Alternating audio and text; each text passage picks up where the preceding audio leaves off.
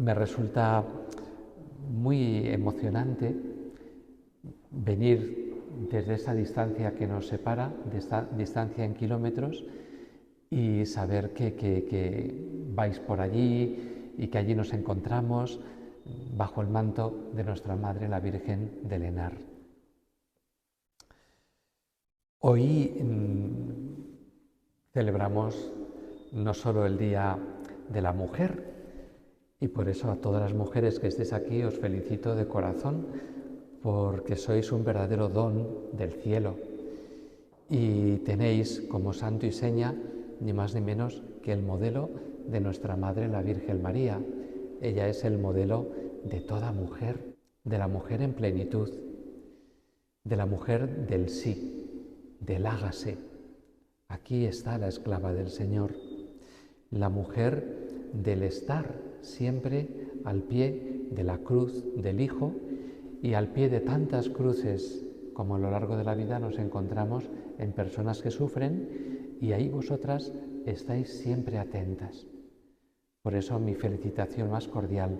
Hoy además celebramos a San Juan de Dios, el fundador de la Orden Hospitalaria, el mendigo de Granada, el mendigo que pasó por loco y que atendió a tantísimas personas, y la orden por él fundada tanto bien ha hecho a lo largo de estos siglos, tanto bien sigue haciendo. Yo estoy muy agradecido a ellos por muchos motivos, y qué duda cabe que para nosotros es un gran santo. Santo, por cierto, fijaos qué curioso, las últimas investigaciones apuntan a que no era portugués, sino español, lo cual pues es un motivo también pues de sentirnos muy contentos como españoles de tener un santo español como él.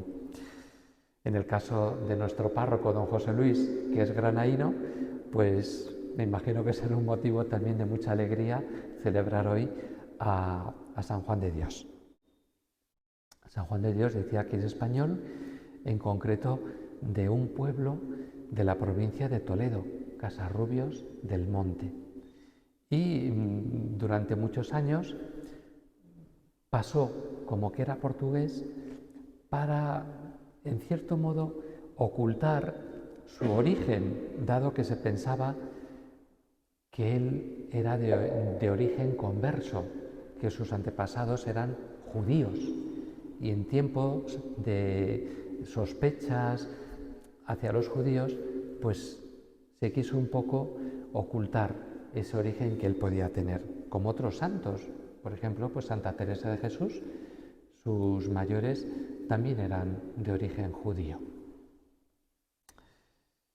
Bien, estamos ya en la Cuaresma, en la segunda semana de Cuaresma, tiempo especial para renovarnos interiormente camino de la Pascua. La Cuaresma no se queda en sí misma, es un medio, un camino que desemboca en la Pascua. En este tiempo, los catecúmenos que se preparan de una manera muy especial para recibir el bautismo, ellos van recibiendo también unas catequesis que les preparan para recibir algo tan maravilloso como es el bautismo. En la antigüedad así ocurría. La Cuaresma se instituyó en torno al siglo III, siglo IV, con esta finalidad. Todos cuantos estamos aquí ya hemos recibido el bautismo, la inmensa mayoría cuando éramos niños sin uso de razón. A lo largo de la Cuaresma, ¿qué hacemos? Intentar volver a lo esencial de nuestra vida cristiana, renovarnos, pedir el don de la conversión. Decía San Agustín, conviértenos, Señor, y nos convertiremos a ti. Pues pedimos incesantemente este regalo de convertirnos al Señor. La conversión es ni más ni menos que volver a casa, a la casa de Dios, a la casa del Padre. A lo mejor a lo largo de la vida nos vamos, sin darnos cuenta, desviándonos del camino, y en la Cuaresma, precisamente, volvemos a este camino, al camino de Dios. A lo largo de estos minutos que vamos a compartir, os invito a que pidamos, supliquemos al Señor tener nostalgias de Él, nostalgias de volver a Dios, nostalgias de sentir el abrazo misericordioso de Dios, de volver a nuestras raíces, que nuestras raíces están ni más ni menos que en Dios. Y voy a dirigir esta charla, estas palabras, valiéndome de una parábola que Jesús dirigió a sus contemporáneos, a sus paisanos, a aquella gente que le escuchaba. Es la parábola que se conoce como del hijo pródigo, pero que los especialistas en la Sagrada Escritura convienen en denominarla como la parábola del Padre Misericordioso. ¿Por qué? Porque el protagonista no es ninguno de los dos hijos. Tanto el pequeño como el mayor, ya os lo digo de entrada, se perdieron. Tanto uno como otro estaban fuera de casa. El centro de la parábola es el Padre. Mostrar el amor que Dios, nuestro Padre, nos tiene. Hasta dónde llega ese amor.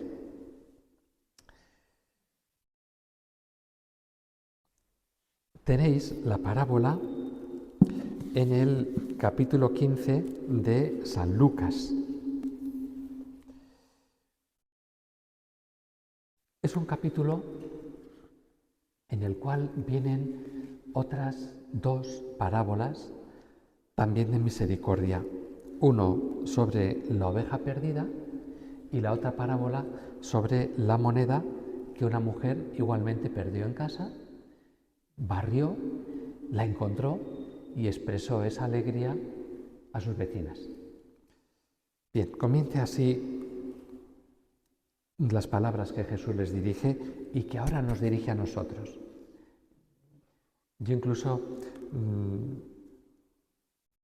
os sugeriría que nos pusiéramos en ese plan como que Jesús está aquí y es Él, nosotros formamos parte del auditorio y Él se dirige a cada uno de nosotros. Se le acercaban todos los publicanos y los pecadores para oírlo. Y los fariseos y los escribas murmuraban diciendo: «Ese admite a pecadores y come con ellos». Pero les propuso esta parábola. Un hombre tenía 2 hijos. El más joven de ellos dijo al padre: «Padre, dame la parte que me corresponde de los bienes». Él les repartió la hacienda.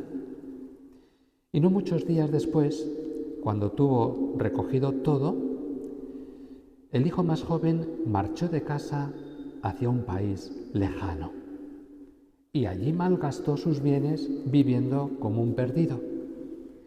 Pero cuando lo gastó todo, hubo gran hambre en aquel país y él empezó a sentirse necesitado, de tal modo que fue a arrimarse a uno de los habitantes de aquel país, que lo envió a sus campos a cuidar cerdos. Y deseaba hartarse de las algarrobas que comían los cerdos, y es que nadie le daba de comer. Pero entrando en razón, decía: «¿Cuántos jornaleros de mi padre tienen pan de sobra, mientras yo perezco aquí de hambre? Me levantaré para ir a mi padre a decirle: Padre, pequé contra el cielo y contra ti. Ya no merezco llamarme hijo tuyo. Tenme por uno de tus jornaleros». Y se levantó para marchar hacia su padre. Todavía estaba lejos, cuando su padre lo vio, y le dio un vuelco el corazón, y corrió a arrojársele al cuello y besarlo insistentemente. El hijo empezó a decirle: Padre, pequé contra el cielo y contra ti. Ya no merezco llamarme hijo tuyo. Pero el padre dijo a sus esclavos: Rápido, sacad la túnica mejor y vestísela, y ponedle una sortija en la mano y calzado en los pies, y traed el novillo cebado, matadlo y hagamos un gran banquete, porque este hijo mío estaba muerto y acaba de volver a la vida. Se había perdido y ha sido encontrado. Y empezaron un gran banquete. Hay algunos puntos que me llaman la atención. Fijaos, el pequeño de los hijos le pide al padre la parte de hacienda que le corresponde. Esto, en la mentalidad antigua, era aberrante, porque equivalía a desear la muerte del padre. El padre daba la herencia cuando moría. Que un hijo en vida del padre le exija los bienes que le corresponden es desearle que se muera. Y es abrir una brecha entre los dos insuperable. ¿Os imagináis qué dolor debió sentir el padre cuando el hijo le exige la herencia? Yo creo que cualquiera, por honra de su propio nombre, es que echaría con cajas destempladas al hijo de su presencia. Fuera de aquí, malvado, sinvergüenza, mal hijo. Y el padre, no solo a este, sino al otro, al mayor, que vaya uno a saber si acaso el mayor no instigó al pequeño para que le pidiera la herencia también para él. Nos dice Jesús en la parábola que el padre repartió los bienes a los dos. No muchos días después, cuando hubo recogido todo, el hijo más joven marchó de casa hacia un país lejano y allí malgastó sus bienes viviendo como un perdido. Mirad, marchar a un país lejano es romper con todo lo que me ha dado el ser. Es desarraigarme. Es vivir ya al amparo de otra mentalidad, posiblemente de otra religión. Es expatriarme, romper con mi pasado. Este hijo ha roto con su padre y ha roto con su sustento cultural. Ha roto con todo. Ha quemado las velas, ha quemado las naves. ¿Os imagináis lo que es una persona apátrida, sin tierra, sin asiento existencial?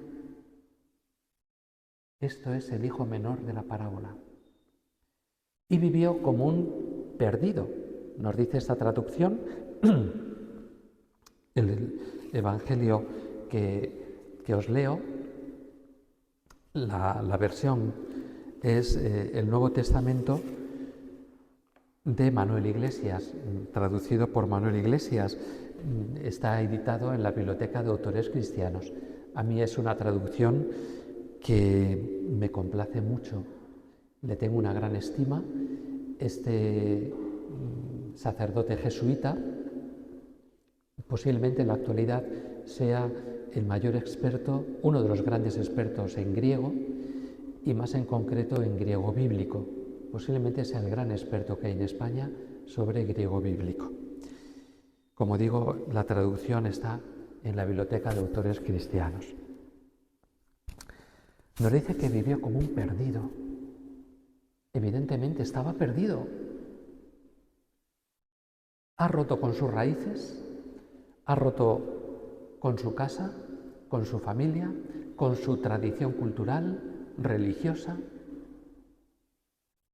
Vive perdido. Pero Jesús no da más detalles. Vive perdido. Y cuando ya ha gastado todo, no solo gasta el dinero, ha malgastado su vida.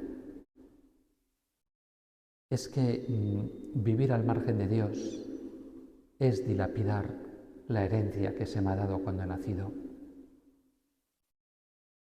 Este muchacho ha malgastado todo, hasta el sentido de su propia vida. Se ha quedado en la máxima indigencia, desvalido del todo, en la noche de los tiempos. Así se ha quedado este hombre. Yo diría que se ha quedado hasta desposeído de su propia dignidad humana, por lo que vamos a ver.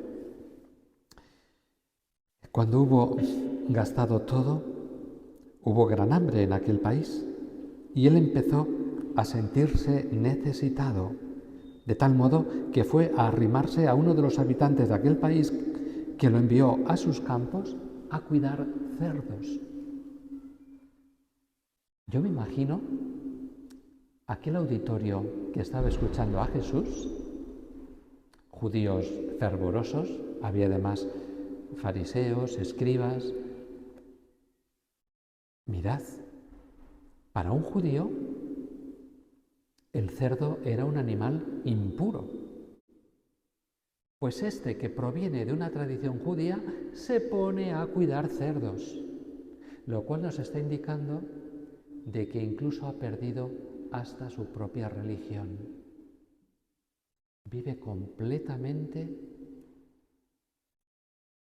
sin norte, sin sur, sin nada. No solo eso, sino que deseaba hartarse de las algarrobas que comían los cerdos. Por tanto, ha descendido al nivel de los cerdos. Ya no solo cuida de ellos, sino que come lo mismo que ellos. Su dignidad está ya no por los suelos, sino al nivel de los cerdos. Bueno, aquellos judíos que estaban escuchando a Jesús tendrían que hacer muecas de asco, de espanto. Es más, para un judío, compartir mesa equivale a compartir vida. Cuando un judío invita a otro a su mesa, le invita a comer a su casa, le está invitando a compartir su intimidad, su propia vida. Que un judío o alguien de tradición judía esté comiendo lo mismo que los cerdos, es que ya ha perdido absolutamente su dignidad. Este muchacho lo ha perdido todo, todo. Y ya cuando está en ese nivel tan ínfimo, es cuando él entra en razón. ¿Cuántos jornaleros de mi padre tienen pan de sobra mientras yo perezco aquí de hambre? Me levantaré para ir a mi padre a decirle: Padre, pequé contra el cielo y contra ti, ya no merezco llamarme hijo tuyo, tenme por uno de tus jornaleros. Y se levantó para marchar hacia su padre. ¿Vosotros creéis que se ha convertido? A mí me genera duda, porque una conversión sincera es la que nace del amor a Dios. Pero este no, este si se levanta, si de nuevo vuelve a su casa, a casa de su padre, es porque ha perdido la dignidad, está muerto de hambre, vive lleno de harapos, como un mendigo. Es más, la gente de aquel país es que no le da de comer, no le permite arrimarse a las algarrobas de los cerdos. Cuando este muchacho se ve despojado de todo, es cuando él se levanta, iré donde está mi padre, y él se elabora un discurso para soltar al padre. Padre, no merezco llamarme hijo tuyo. Toda esa parafernalia. Pero hay verdadera conversión. Y aún así, fijaos la reacción del padre. Todavía estaba lejos cuando su padre lo vio y le dio un vuelco el corazón y corrió a arrojársela al cuello y besarlo insistentemente. Son imágenes impresionantes. Dice, le dio un vuelco el corazón. Otras traducciones dicen, se le removieron las entrañas al padre cuando le vio de lejos y en qué condiciones venía. Y el padre lo distinguió. A pesar de venir lleno de harapos, lleno con las sandalias rotas, medio descalzo, el padre era su hijo, era la voz de la sangre la que clamaba a distancia. Y el padre salió corriendo a arrojársele al cuello y llenarlo de besos. Este es Dios. Cuando acudimos al confesonario y a veces nos inquieta algún pecado que no logramos superar, quitárnoslo de encima, ya es reiterada la cantidad de veces y nos da como vergüenza. ¿Y Dios qué va a decir de mí? ¿Y Dios qué va a pensar? Si soy un mal hijo. Si te dieras cuenta de que ese Dios ha movido tu corazón para que acudas al confesonario y allí darte un abrazo de padre a hijo, a hija, y cubrirte de besos, se le echó al cuello y lo llenó de besos. La escena es conmovedora. Dice que al padre le dio un vuelco el corazón. Pero es que cuando nosotros contemplamos esta escena, también nos da un vuelco el corazón. Se remueven nuestras entrañas. Y si no se nos remueven, tenemos que pedir al Señor, Señor, dame un corazón de carne, porque a lo mejor tengo un corazón de piedra o se me ha helado ya por el cinismo de la vida. Dame un corazón de carne que se conmueva ante ti, ante tu amor. El hijo empezó a decirle, pues el discurso que venía rumiando todo el camino: Padre, pequé contra el cielo y contra ti, ya no merezco llamarme hijo tuyo. Y el padre le corta. El padre le ve venir, le conoce de sobra y le corta. Y le corta con los hechos. El padre dijo a sus esclavos: rápido, sacad la túnica mejor y vestídsela, y ponedle una sortija en la mano y calzado en los pies. Son los signos de la dignidad de hijo: el manto, el calzado, la sortija, el anillo. Ha vuelto a recuperar la dignidad perdida. Cuando el sacerdote pronuncia esas palabras: yo te absuelvo de tus pecados, en el nombre del Padre y del Hijo y del Espíritu Santo, nos está poniendo ese anillo, ese calzado, esa túnica de la dignidad. Nos devuelve la dignidad de hijos. Y traed el novillo cebado, matadlo, hagamos un gran banquete. Es el banquete que luego celebramos en la Eucaristía. Porque este hijo mío estaba muerto y acaba de volver a la vida. Se había perdido, vaya si estaba perdido, y ha sido encontrado. Y empezaron un banquete. Es la alegría de Dios. Nuestro Dios no es un aguafiestas. Dios no es esa figura severa, cabizbaja, que está esperándonos a la vuelta de la esquina para ver cómo nos castiga. Que no, que Dios no es así, ni muchísimo menos.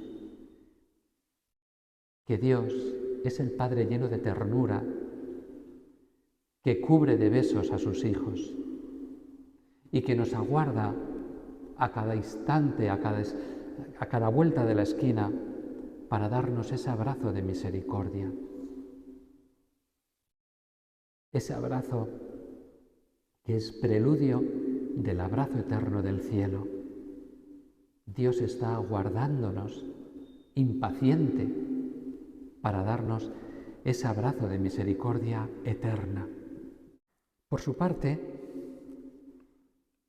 el hijo mayor estaba en el campo y cuando al volver llegó cerca de la casa, oyó música y cantos y llamando a uno de los muchachos le preguntaba qué significaba aquello. Él le dijo: tu hermano ha venido y tu padre, porque lo recobró sano, ha hecho matar al novillo cebado. Montó en cólera y no quería entrar, aunque su padre salió y le suplicaba. Pero él, en respuesta, dijo a su padre: ya ves, tantos años como llevo sirviéndote sin quebrantar nunca un mandato tuyo, y a mí nunca me diste un cabrito para festejarlo con mis amigos. En cambio, ahora que ha llegado ese hijo tuyo que se tragó tu hacienda con mujeres de la vida, matas para él el cabrito cebado. Pero él le dijo: hijo, tú siempre estás conmigo y todas mis cosas son tuyas. Pero había que hacer un banquete y alegrarse, porque ese hermano tuyo estaba muerto y volvió a la vida. Se había perdido y ha sido encontrado. La escena igualmente es conmovedora.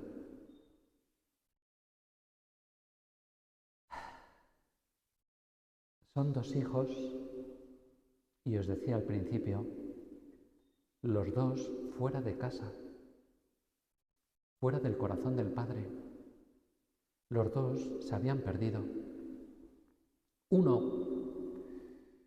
pues con ese libertinaje de lujuria, buscando nuevas emociones, sensaciones, el vértigo. El otro era el hijo mayor, el hijo responsable, pero el hijo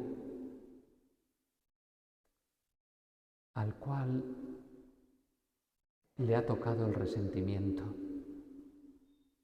Es el hijo que exige recompensa por los servicios que hace y que al no recibir esa recompensa exhibe la ira, se deja llevar de la ira. Es el pecado de los buenos o de los justos. Es el pecado de soberbia. Es el pecado de mirar a los demás por encima. El hijo mayor sufre un ataque de celos. Un ataque de celos. Son los celos de Caín con respecto a Abel. Conocéis bien la historia.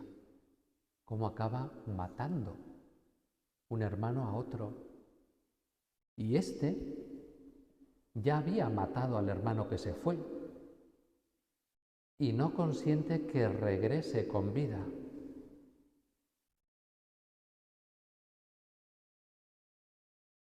Es la patología de la sospecha, del que mira a los demás siempre con media mirada.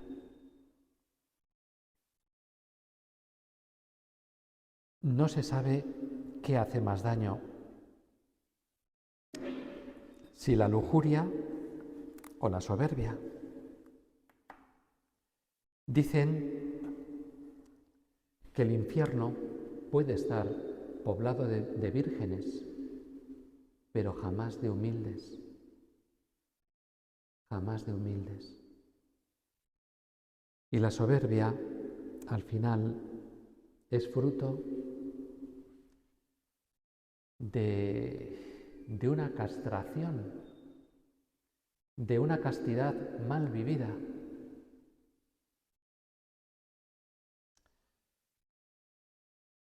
Cuentan de unas monjas que había en el París del siglo XVIII, en la abadía de Port-Royal. Eran monjas jansenistas, rígidas, intransigentes en lo moral. De ellas, también un jansenista de la época, pero un gran pensador, Blaise Pascal, que precisamente tenía una hermana en aquella abadía.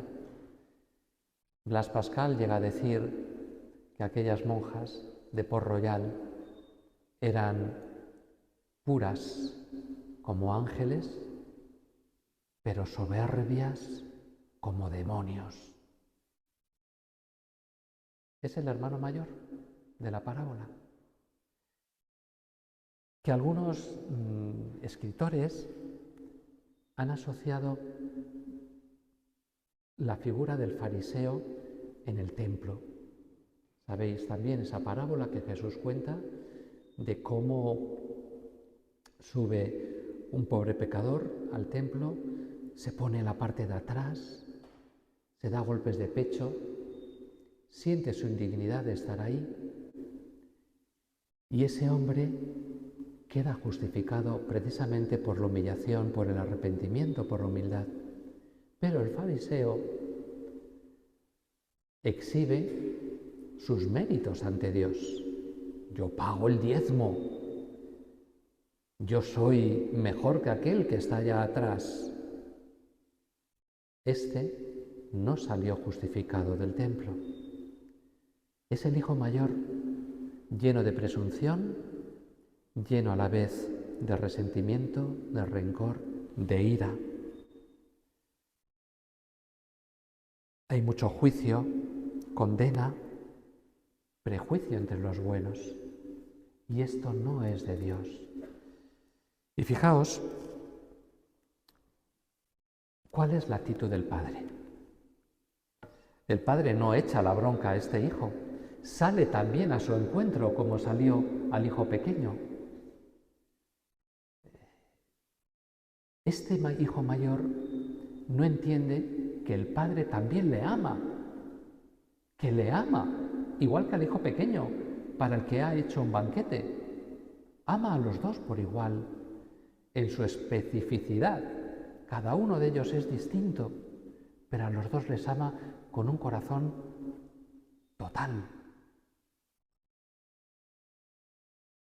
Sale a su encuentro y no le reprocha ese ataque de celos, ese ataque de ira que ha tenido contra su hermano. Además, lo hace de una manera, la actitud del hijo mayor es terrible. O sea, podía haber ido al padre y decirle, padre, ¿pero qué es esto? ¿Qué ha pasado aquí? Padre, cuéntame. No, va un criado. No se atreve a ir derecho al padre. Vive en la patología del miedo. Y mirad, donde hay temor, no hay amor. El padre, que ante esas palabras del hijo tenía que haberle dado un bofetón, sea, es que la reacción de un padre, es que uno piensa, vaya par de hijos. El pequeño que le desea la muerte, dame la herencia, muérete. Y este mayor, con ese arrebato de celos, de ira, contra él, porque no creáis que es una ira solo contra el hermano pequeño, es que le está diciendo, ese hijo tuyo, con lo cual no reconoce que sea su hermano. Y por tanto, tampoco él en ese momento se reconoce como hijo del Padre.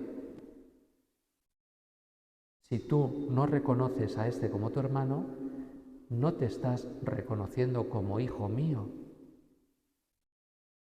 Le habla en estos términos, ese hijo tuyo, que además, para que te enteres, fijaos qué distinta la actitud de este hijo a la de Jesús, describiendo que el pequeño había vivido perdidamente, como un libertino. No, el hermano mayor, ya detalla en qué ha consistido la perdición del hijo. Se ha gastado todo en malas mujeres. ¿Había necesidad de especificar? Ninguna. Pero es el rencor, la rabia, hasta la envidia. Porque en este que va de observante, a lo mejor lo que tiene es envidia de los pecados de lujuria de su hermano. Ese hijo tuyo. Y a mí no me has matado un cabrito nunca para que yo pudiera darme un banquete con mis amigos. O sea, es el reproche, es la queja. ¿Y cuánta queja hay entre los buenos que venimos con frecuencia a la iglesia? Es el pecado de los observantes. Pero él le dijo, hijo, tú siempre estás conmigo y todas mis cosas son tuyas. Pero había que hacer un banquete y alegrarse, porque este hermano tuyo estaba muerto y ha vuelto a la vida. Se había perdido y ha sido encontrado. Son palabras conmovedoras. Sin echarle la bronca, que es lo que correspondería, le está corrigiendo. Porque no le está diciendo, este hijo mío, no. Este hermano tuyo le está devolviendo a la verdad. Este hermano tuyo. Fijaos, lo primero que le dice es hijo. Este hijo mayor ha querido cortar también, ha puesto una distancia sideral entre él y su padre, diciendo, ese hijo tuyo, no reconociendo al padre como padre propio, y ahora el padre le devuelve a la filiación por el hermano, ese hermano tuyo, que es mi hijo, por tanto tú también eres mi hijo. La palabra que emplea Jesús, que el Evangelio transmite en griego, el término en griego, teknon, significa hijo mío, hijito, mi pequeño.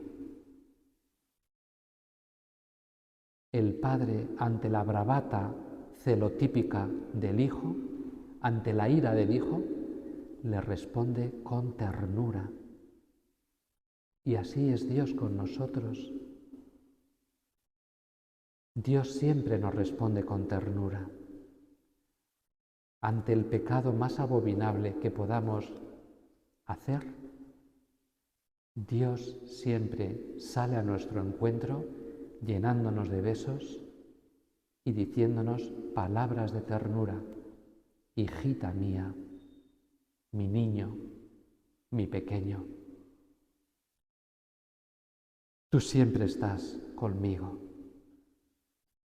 El Padre parece que ha perdido el juicio, porque no es verdad que este hijo estuviera siempre con él, ya se había marchado igual que el otro. Su corazón estaba ausente, había puesto una distancia absoluta. Vivía en el rencor, vivía en la queja, vivía con ese orgullo soberbio. Y todas mis cosas son tuyas. Todo lo mío es tuyo, todo. Pero había que hacer un banquete y alegrarse. Mirad, el fruto de la conversión y el signo de la presencia de Dios en el corazón, en el alma, es la alegría, la paz. Un corazón que se ensancha, que se dilata. Es la alegría.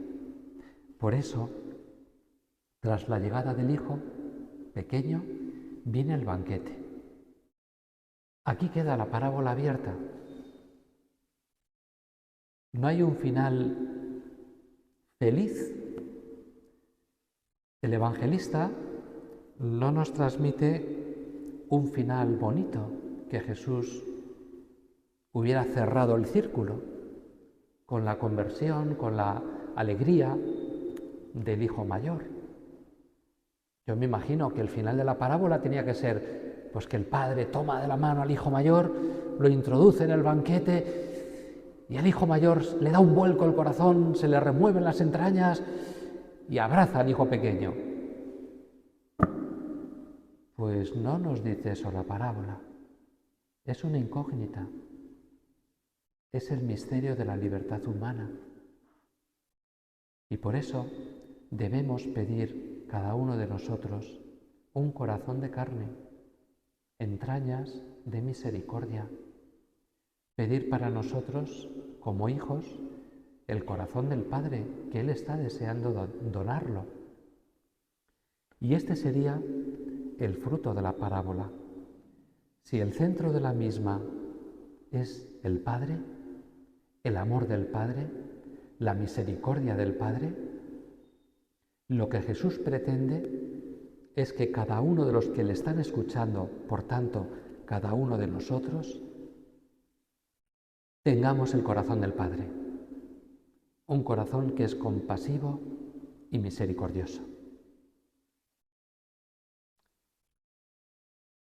Lo cuenta Cronin, el famoso novelista inglés. Lo cuenta no como una ficción, como un hecho novelado, sino como algo que a él le ocurrió en su vida. Él cuenta cómo, en cierta ocasión, cuando tomó un tren, tenía que viajar, subió al tren, y en el departamento que le correspondía estaba un muchacho, un chico que no hizo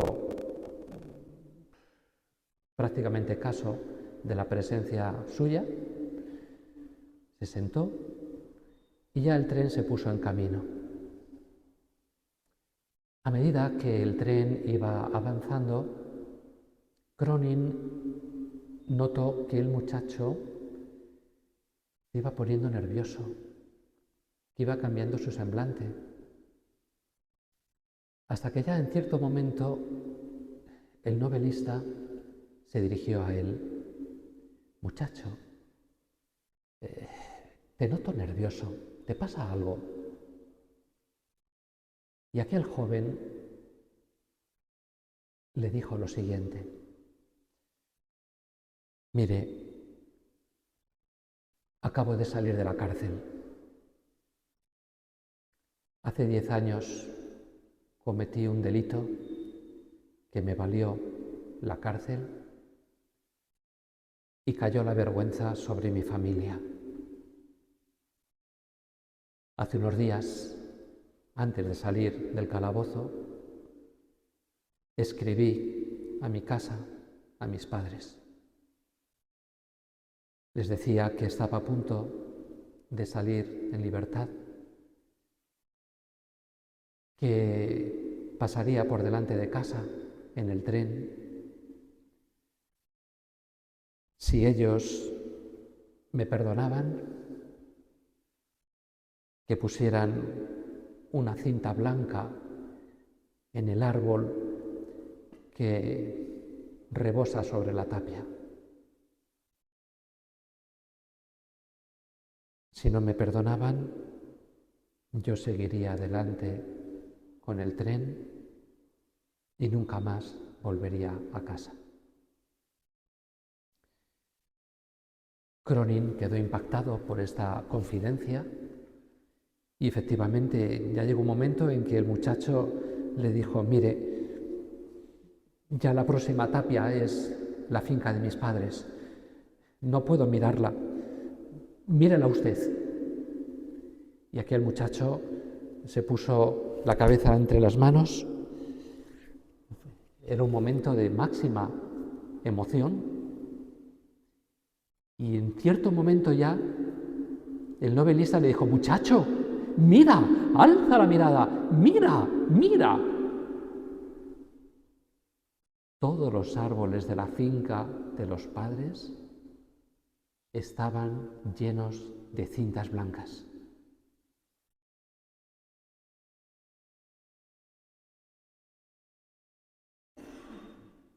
Dios perdona así e infinitamente más. Queridos hermanos, volvamos a casa. Volvamos a la casa del Padre. Dios nos aguarda así. ¿Qué se precisa para volver a casa? En primer lugar, confianza. Saber que Dios me quiere y está deseando con ardor inmenso e infinito abrazarme, comerme a besos y devolverme la dignidad que la vida a veces, en ese vértigo de pasiones, me ha hecho perder. Confianza.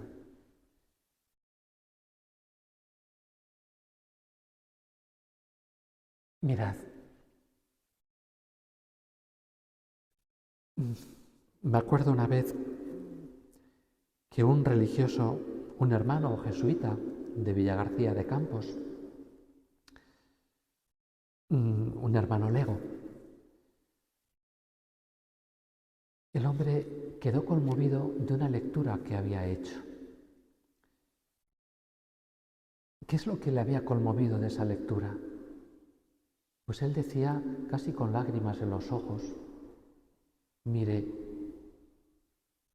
acabo de leer que a Dios lo que más le duele del pecado no es la ofensa del pecado en sí misma, sino el pozo de desconfianza que nos deja cuando pecamos. Es verdad. A Dios como Padre, la ofensa, el pecado es horrible, es darle la espalda a Dios cuando Él lo da todo por nosotros, hasta la propia vida de su Hijo. Que nosotros seamos tan mezquinos de volver la espalda es algo terrible. Después, como este hijo pequeño, desear la muerte a Dios, desear la muerte al Padre: dame la herencia que me corresponde. Pero lo que más le duele a él, a Dios, es la desconfianza que nos queda cuando pecamos. Pensar que Dios ya no nos mira igual, que Dios me aguarda para echarme la bronca, que Dios me va a castigar, que lo que me pasa en la vida es el justo castigo a mis pecados. No nos imaginamos lo que eso le hace sufrir a Dios. Por tanto, para volver a casa, tenemos que pedir el don de la confianza. y una confianza audaz, sin límites, en la misericordia de Dios, en el amor de Dios, que somos sus hijos, que se siente orgulloso de nosotros, que habla de nosotros con santo orgullo, incluso cuando nos hemos ido de casa con cajas destempladas. Dios me quiere. Y sentir gratitud, ser agradecidos y a la vez ser gratuitos en nuestras expresiones. Hagamos lo que hagamos, ser agradecidos con Él. Vivir en la gratuidad, en la alegría, en el gozo del banquete, que es el gozo del perdón, el gozo de la misericordia, el gozo del amor. Pidamos a nuestra Madre la Virgen María. Ella es el rostro materno de Dios, el rostro humano misericordioso de Dios, el rostro de mujer que Dios lleva en su corazón. Pidámosle por intercesión de nuestra Madre que se encienda en nuestros corazones un corazón confiado, agradecido, un corazón compasivo y misericordioso como el de su Hijo y como el de nuestro Padre Dios. Que así sea.